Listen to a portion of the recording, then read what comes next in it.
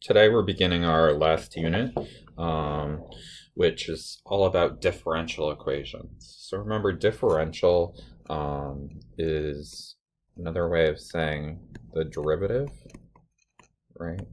So when we're talking about a differential equation, we're talking about an equation for a derivative. We're going to essentially have two steps in these problems. Well, I guess you could say three. So the first step is going to be to separate our variables.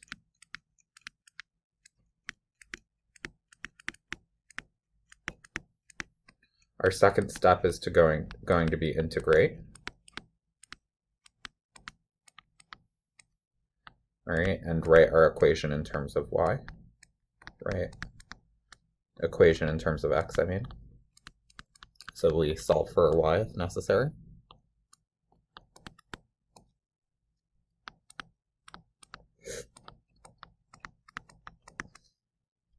And then our third is to use the initial condition.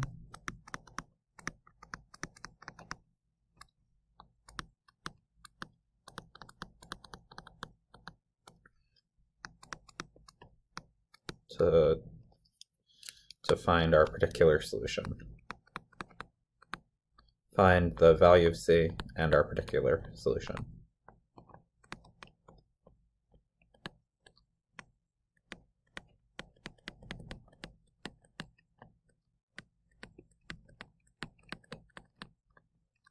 All right, so the first two steps we can use in any differential equation problem. And if we're given the initial condition, then we will do the third step. Right, so we're not always given that initial condition.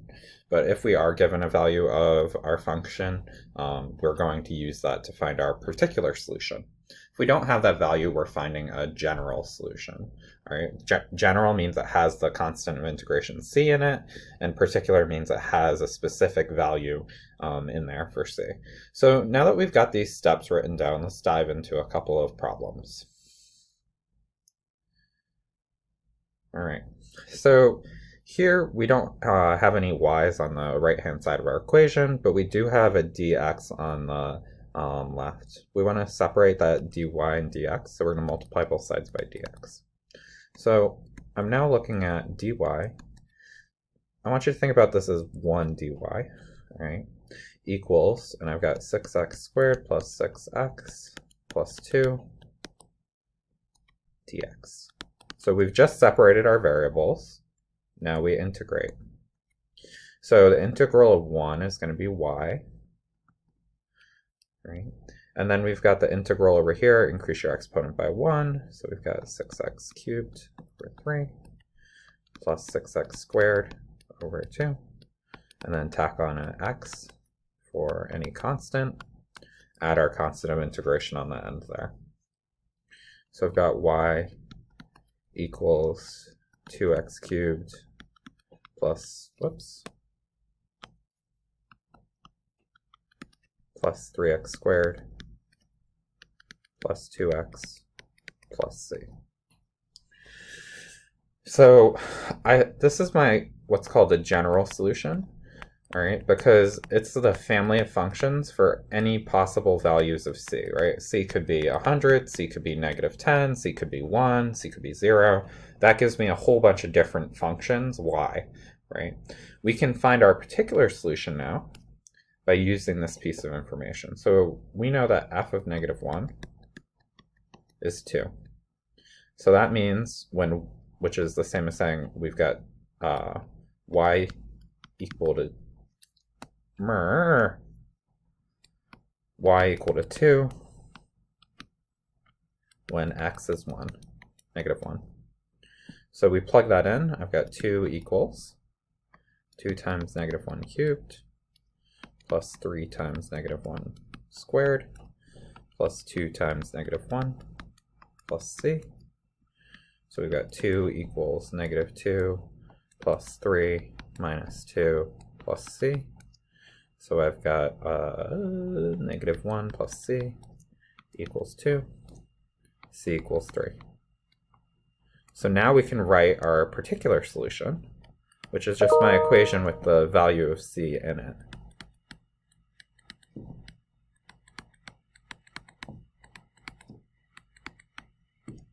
So this is a particular solution because now instead of having family of functions, we've got one function, a specific value in there for C. Right? So that's an example of how we do these problems. Right? So I'm not going to do 2 out because it's very similar to 1. However, I will give you a pointer here.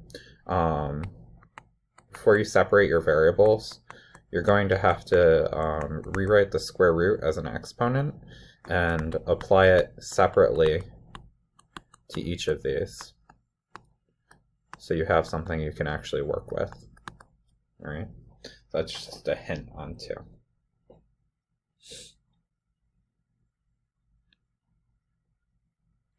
All right, let's look at one where we've actually got a y variable. All right, so here we've got a y variable going on, right? So now we have to multiply both sides by dx, and we also have to multiply both sides by 2y. So when I do that, I'm going to get dy equals x squared plus 2x over 2y. I need that 2y to be on the other side, so multiply both sides by 2y.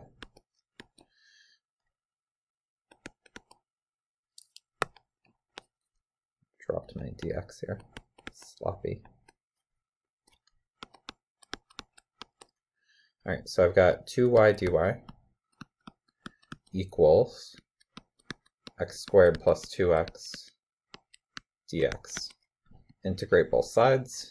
We've got 2y squared over 2 equals x cubed over 3 plus 2x squared over 2 plus c. So once again, here I'm getting to a general solution.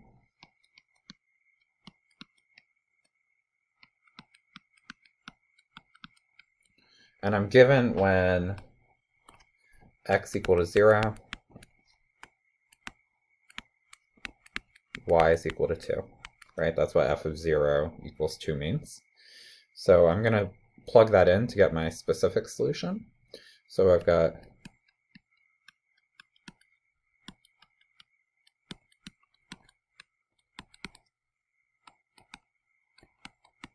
this going on. The right-hand side is just going to be c. The left-hand side is 4. So we know c is 4. All right. Our final answer, we're going to want to write in terms of x, with it just being y equals. Sorry about that. So I've got 1/3 x cubed plus, x squared plus 4. And I want it to be y equals, so I'm going to do the square root of both sides. When I do that, it's plus or minus.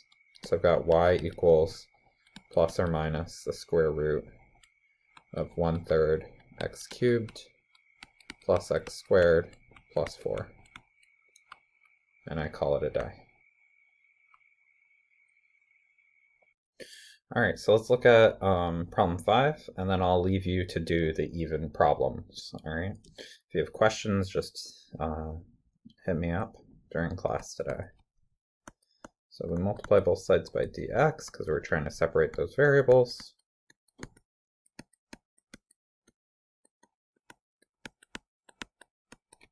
And then we've got this pesky y minus 2 happening here. So we're going to divide both sides by y minus 2. So now I've got dy over y minus 2 equals x to the 4th dx.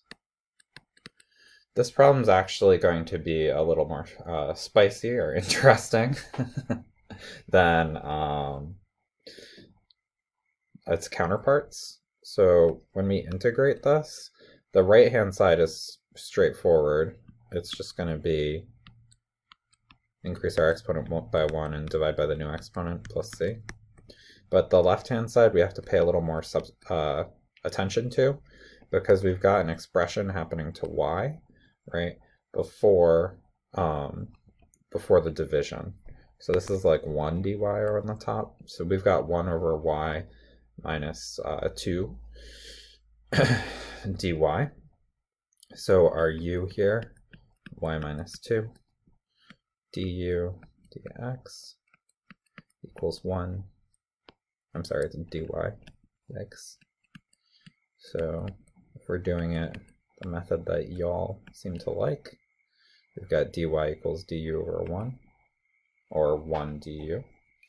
So we can go ahead and do that substitution.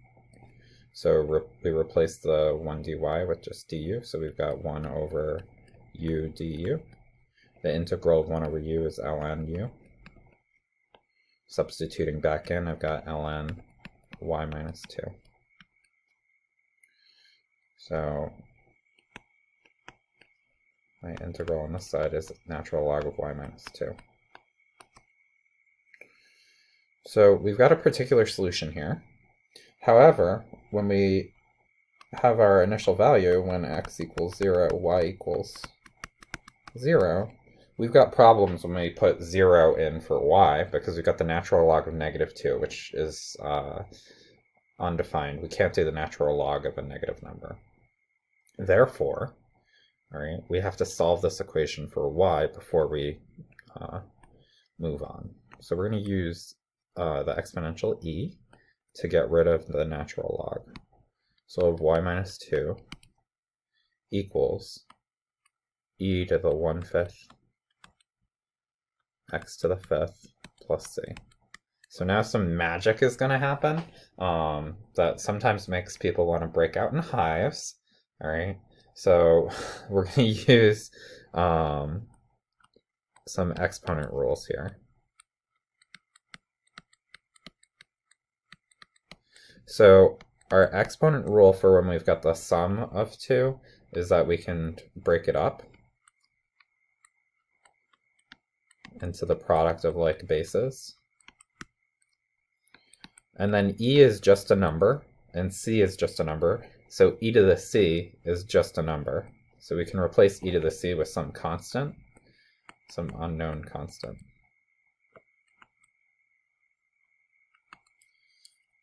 I don't know why I switched to squared. These should be to the 5th.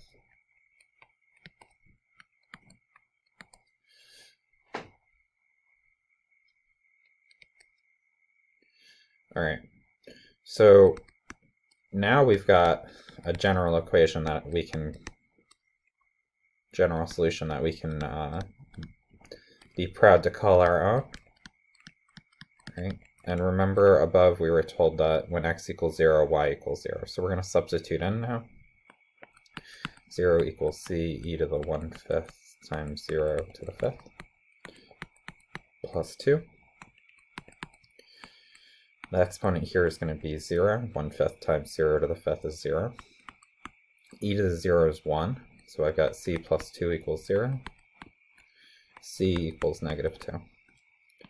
So my particular solution is going to be y equals negative 2 e to the 1/5 x to the 5th plus 2. And that's a particular solution because we have a specific value for c. All right, so that one was a bit of a sticky wicket. It was more difficult, all right, because it used those exponent rules. It's a little bit funky. So like I said, you're going to go ahead and try those even problems now, and give me a shout if we've got questions.